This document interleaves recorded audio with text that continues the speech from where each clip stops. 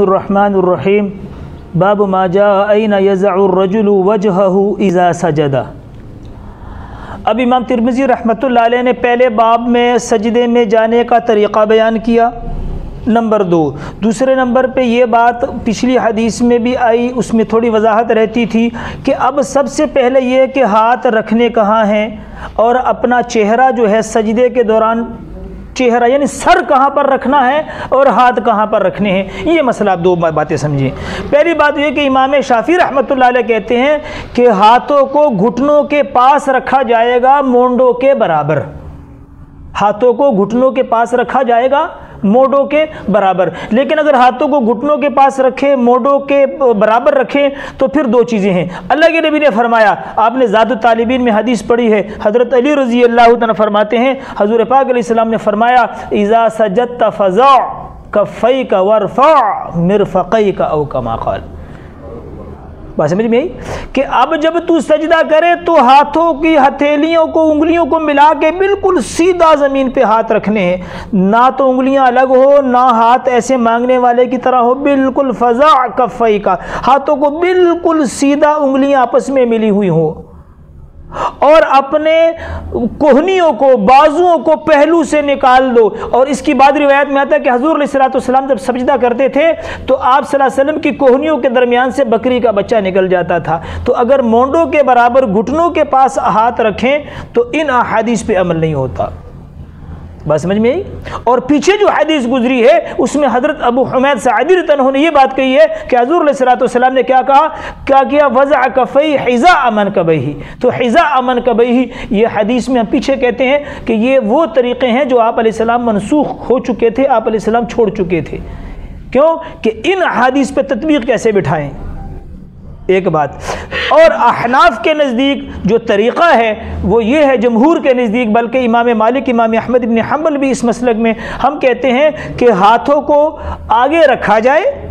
اور پھر اسی طریقے سے کہ ہاتھ بالکل پھیلے ہوئے ہوں اور انگلیاں ملی ہوئی ہوں، اور یہ جو دو انگوٹھے ہیں ان انگوٹھوں سے پہلے ان دو انگوٹھوں کے درمیان میں ناک رکھی جائے اور شہادت کی انگلیوں کے درمیان پیشانی رکھی جائے، یہ سجدے کا طریقہ ہے۔ اور فرمایا اپنے بازوؤں کو کوہنیوں کو بغلوں سے نکال دیا جائے، بغلوں سے نکال دیا جائے۔ اور یہاں پر حضرت براء ابن عازب عنہ کی روایت ہے، لیکن احناف کا جو مستدل ہے وہ مسلم شریف کی جلد نمبر 1 صفحہ نمبر 173 میں حضرت وائل بن حجر عنہ کی روایت ہے، وہ فرماتے ہیں اذا سجدت سجدتین بین کفیہ، کہ جب آپ علیہ الصلوۃ والسلام نے سجدہ کیا دو سجدے بین کفیہ یعنی دو ہاتھوں کے درمیان آپ علیہ الصلوۃ والسلام نے اپنا چہرہ مبارک رکھا۔ احناف نے اس حدیث پر مسئلے کا مدار رکھا ہے، احناف نے اس مسئلے کا مدار رکھا ہے۔ اور اس باب کے اندر جو روایت ہے یضع وجهه اذا سجد فقال بین کفیہ، اس حدیث پہ یہ بھی احناف کا مستدل ہے۔ امام ترمذی نے یہ جو باب میں حدیث باندھی ہے لیکن اس پہ مسئلے کا مدار نہیں رکھا، کیوں؟ اس پہ اعتراض یہ ہو سکتا تھا کہ اس میں ایک راوی حجاج بن ارطاط وہ ضعیف ہے، حجاج بن ارطاط راوی ضعیف ہے، اس لیے احناف نے اس حدیث پہ مسئلے کا مدار نہیں رکھا۔ حالانکہ امام ترمذی نے یہ حدیث ائمہ ثلاثہ امام ابو حنیفہ، امام مالک، امام احمد بن حنبل رحمۃ اللہ علیہ تینوں کے لیے یہ حدیث لے کر آئے ہیں، اور وہ تو امام شافعی رحمۃ اللہ علیہ کا مسلک ہے کہ مونڈوں کے برابر گھٹنوں کے پاس ہاتھ رکھے جائیں گے۔ لیکن اس حدیث پہ مسئلے کا مدار احناف نے نہیں رکھا، حالانکہ یہ بھی لیکن اس میں حجاج بن ارطاط ضعیف ہے، اور احناف نے مسئلے کا مدار مسلم شریف جلد نمبر 1 صفحہ نمبر 173 حضرت وائل بن حجر عنہ کی حدیث پہ رکھا ہے کہ اذا سجد سجدتین بین کفیہ، یا کفیہ کے الفاظ ہیں کہ دونوں ہاتھوں کے درمیان، وہ حدیث صحیح بھی ہے، اس میں کوئی کسی قسم کا ضعف بھی نہیں ہے، کسی قسم کا ضعف۔ دوسری یہ ہے، بعض روایات میں آتا ہے صحابی کہتے ہیں کہ میں مینا میں یا حج کے دوران حضور پاک علیہ الصلوۃ والسلام کے پاس سے میرا قافلہ گزرا، میں نے حضور علیہ الصلوۃ والسلام کو دیکھا، حضور علیہ الصلوۃ والسلام سجدے میں تھے اور میں نے آپ صلی اللہ علیہ وسلم کے بغل مبارک کی سفیدی کو دیکھا، سجدے کے دوران بغلوں کی سفیدی کو میں نے دیکھا۔ کہ یہاں سے دو چیزیں بیان کرنا چاہ راوی کہ ایک آدمی جتنا بھی گورا ہو، جتنا بھی خوبصورت ہو، اس کے بغلوں میں سیاہی ہوتی ہے، بغل سیاہ مائل ہوتے ہیں، لیکن اللہ کے نبی جتنے خود خوبصورت تھے آپ کے بغل مبارک بھی ایسے ہی خوبصورت سفید تھے۔ تو اسے دو چیزیں، ایک تو راوی یہ بیان کر رہا ہے، دوسرا حضور صلی اللہ علیہ وسلم کے سجدے کی کیفیت کو بیان کر رہے ہیں کہ حضور علیہ السلام نے ہاتھ آگے رکھے ہوئے تھے اور اپنی کونیاں بغلوں سے نکالی ہوئی تھیں، یہاں تک کہ میں نے حضور علیہ السلام کے بغل مبارک کی سفیدی کو دیکھا۔ اگر ہاتھ گھٹنوں کے پاس رکھے جائیں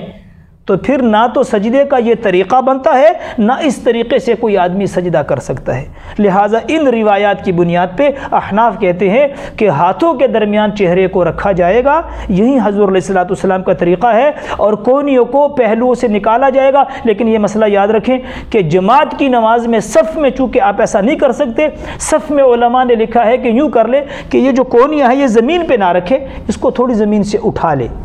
تاکہ یہ، اور ہاتھ نہ پھیلائے، کیونکہ ہاتھ پھیلائے گا تو ساتھ والے ساتھی کو تکلیف ہوگی۔ نمبر 2، دوسرا مسئلہ یاد رکھیں کہ یہ طریقہ مرد کے سجدے کا ہے، عورت کا یہ طریقہ نہیں ہے۔ عورت کے لیے استر لہا کے الفاظ آتے ہیں کہ عورت جتنا کوشش کر کے پردہ کرے، یعنی عورت سجدہ کرے گی، ہاتھ وہاں پر ہی رکھے گی، لیکن ہاتھوں کی کونیوں کو باہر نہیں نکالے گی، بلکہ کونیوں کو اندر سمیٹے گی، اپنی بغلوں کے اندر کونیوں کو لے جائے گی اور سمٹ کر سجدہ کرے گی، کیونکہ عورت کی ہر چیز پردہ ہے، حتیٰ کہ اس کی آواز بھی صوت العورت عورت، اور ایک حدیث میں آتا ہے کہ المرأۃ کلھا عورہ، کہ عورت ساری کی ساری پردہ ہے۔ تو عورت سجدہ یوں کرے گی کہ ہاتھ ویسے اپنے کفین کو پھیلائے گی اور اپنی جو پیشانی ہے وہ ہاتھوں کے درمیان رکھے گی، لیکن اپنے بازوؤں کو پہلو سے نہیں نکالے گی، بلکہ اس کو کوشش کر کے اندر کرے گی اور سمٹ کر سجدہ کرے گی۔